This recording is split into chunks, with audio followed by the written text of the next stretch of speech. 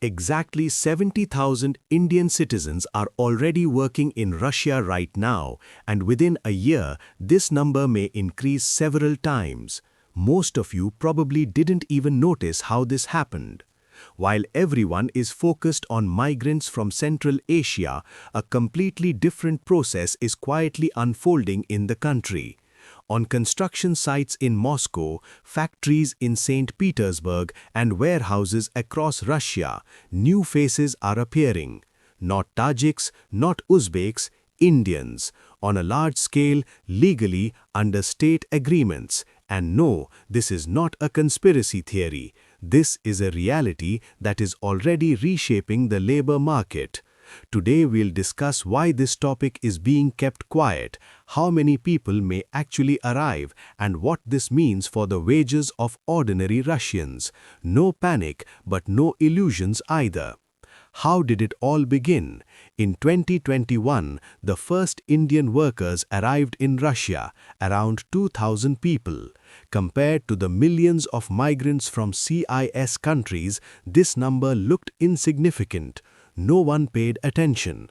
But in just 4 years, the situation changed dramatically. By 2025, more than 70,000 Indian citizens are officially working in Russia. That is 35 times more than before, and this is only the beginning. A major agreement between Moscow and New Delhi is currently being prepared. A migration partnership document may be signed as early as December 2025 during a meeting between Vladimir Putin and Narendra Modi.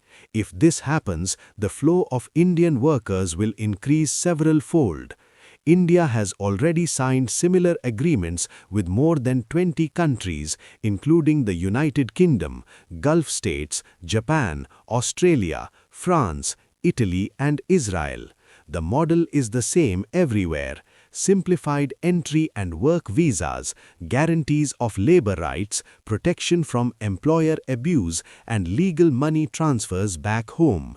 Germany has agreed to accept up to 90,000 Indian workers per year, and Japan around 100,000.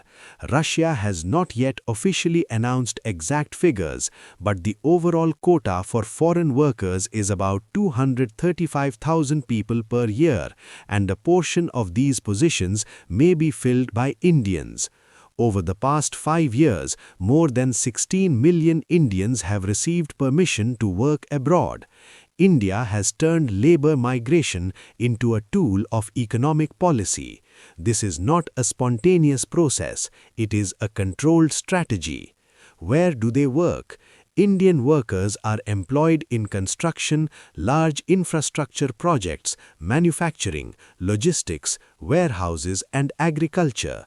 The main regions are Moscow, the Moscow region, and St. Petersburg.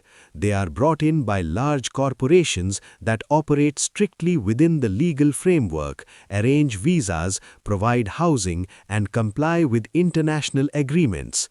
Why does India actively send people abroad? The answer is demographic pressure. The country is home to nearly 1.5 billion people. About 28 million young specialists cannot find jobs in their field.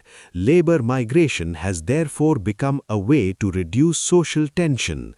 Indian migrants send home approximately $135 billion every year, more than the total trade volume between India and the United States.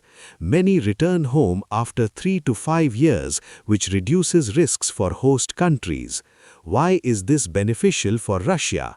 According to the Russian Union of Industrialists and Entrepreneurs, the country lacks about 2.5 million workers. More than 65% of Indian migrants are under 35 years old.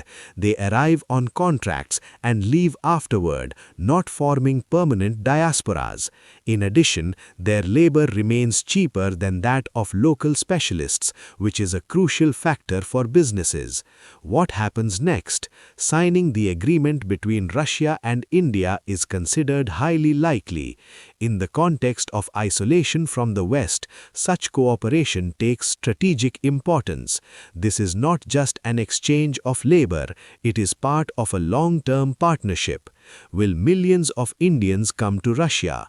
Most likely not immediately, but hundreds of thousands is a very realistic scenario. The process will be controlled and legal. The conclusion is simple. A new reality is taking shape. In a few years, the Russian labor market may look completely different. Whether this is good or bad depends on how the system is built. One thing is certain, the process has already begun, and ignoring it is no longer possible.